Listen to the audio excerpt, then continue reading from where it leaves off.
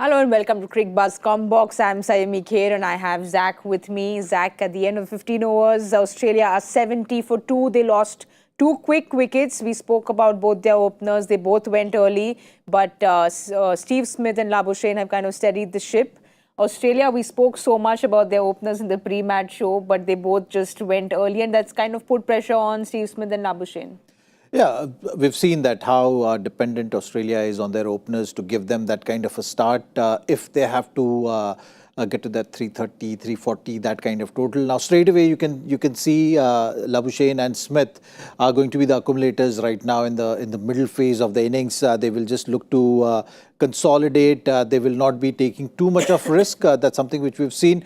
So you're looking at England having that upper hand right now in the game. We often speak about getting those first two wickets in the first 10 overs, which England bowlers did today. Chris Woakes was superb, using his variation as well, understanding how he has to bowl up. We've seen in the previous game also he was backing himself to get that ball pitching forward, which gave him that kind of confidence. So it was good for him today to pick those two wickets and setting that tone for England. You're looking at England right now in comfortable position where they can put a squeeze on these two and look at restricting Australia under 300. I think that's what they will be hoping for.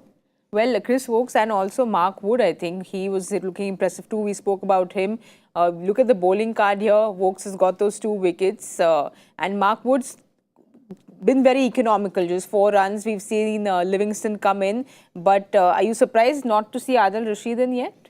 Yes, a little bit for sure, because the footmarks of the bowler is suggesting that there will be some help on offer, and you need to break this partnership for sure to put further pressure on this Australian middle order. Cameron Green is coming in this game, so you can definitely put him under pressure with the spin bowling, and we've seen he loves coming into bat when the ball is nice and hard. We often speak about him batting at number 3 more than batting at number 5. So, those kind of things should play on his mind. But yeah, Adil Rashid restricting or holding him back for later, suggesting that you still England Butler right now looking at creating that pressure a bit later in the innings than more being on the proactive side. So, he's still kind of reactive and thinking about getting overs of 5th bowler out as early as possible.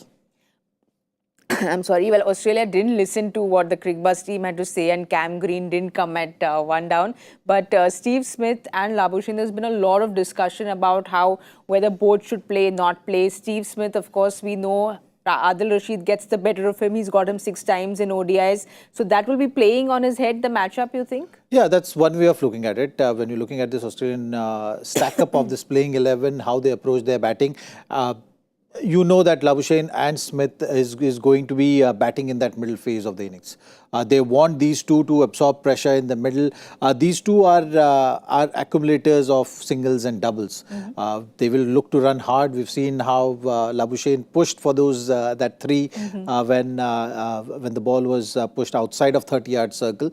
So that's why it becomes very important that the start is good. Today they failed to achieve that with Travis Head and Warner both getting out early. That luxury was not there with Australia. So these guys will have to grind in the middle phase of the innings, make sure that they bat maybe till about 30-35 overs to set that strong platform. So they will look to go around this 5 runs per over, maybe 32nd over they'll gauge. If they've not lost wicket, then that's something which will put them again back in a strong position and look to then add that 30-run difference later with the power hitters coming. If the power hitters come early, which is what England should be wanting right now, then the game will be tilting more towards England for sure. But well, 70 for 2 at the 15-over point when we will be back here at the 35th over point. But Australia will be happy if they maybe don't lose too many wickets, 1 wicket, and they consolidate this go a little slowly, but keep wickets in hand to kind of go for it in the last 15. For sure. I think, right now, from England's point of view, Wood is someone who will have to provide them that breakthrough. Or when Adil Rashid comes in, how much help is on offer for the spinner? So Adil Rashid will be that key bowler who will be dictating terms right now for England in this middle phase. Obviously, wicket is something which will help them greatly. And from Australia's point of view, they're just going to be sticking to their options. I think both these batters will look to just back their options. So against Wood, maybe that mid-wicket region is something they'll look at. They'll try and keep the run rate going around 5 runs per over. If it's falling behind, that's the only way you can put pressure on these batters to go for that big shot. Because that's not going to be their natural instinct. Ideally, they would not like to take the risk. They'll just look to push the scoreboard and keep it ticking rather than playing extravagant shots at this stage.